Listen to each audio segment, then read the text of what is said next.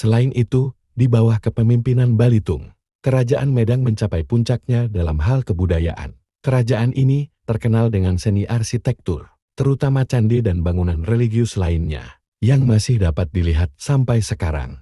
Sebagai contoh, Candi Canggal yang dibangun pada masa pemerintahannya merupakan simbol dari kejayaan budaya Medan. Candi ini tidak hanya sebagai tempat ibadah, tetapi juga sebagai lambang dari kekuatan politik dan spiritual Balitung sebagai raja. Ekspansi wilayah dan politik. Pada masa pemerintahannya, Raja Balitung berusaha untuk memperluas wilayah kekuasaan Kerajaan Medan. Ia melakukan berbagai ekspedisi untuk menaklukkan wilayah-wilayah tetangga, termasuk daerah-daerah di Jawa Timur dan Jawa Barat.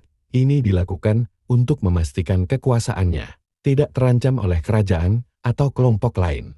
Namun, Balitung juga dikenal karena kebijakan diplomatiknya yang bijaksana. Ia menjalin hubungan baik dengan kerajaan-kerajaan lain di Asia Tenggara, yang memperkuat posisi Kerajaan Medang di arena internasional. Selama pemerintahannya, Medang berhasil mempertahankan kestabilan politik, meskipun ada berbagai konflik internal dan eksternal. Warisan dan peninggalan. Salah satu warisan besar Raja Balitung adalah prasasti-prasasti yang ditemukan di berbagai tempat di Jawa Tengah. Prasasti-prasasti ini tidak hanya memberikan informasi tentang kekuasaan dan kebijakan Raja Balitung, tetapi juga memberikan gambaran tentang perkembangan budaya dan agama pada masa itu. Balitung juga dikenal sebagai salah satu raja yang mendukung perkembangan sastra dan penulisan. Banyak teks-teks yang ditulis pada masa pemerintahannya, yang mencerminkan pengaruh besar dari agama Hindu dan Buddha dalam kehidupan masyarakat Jawa pada waktu itu.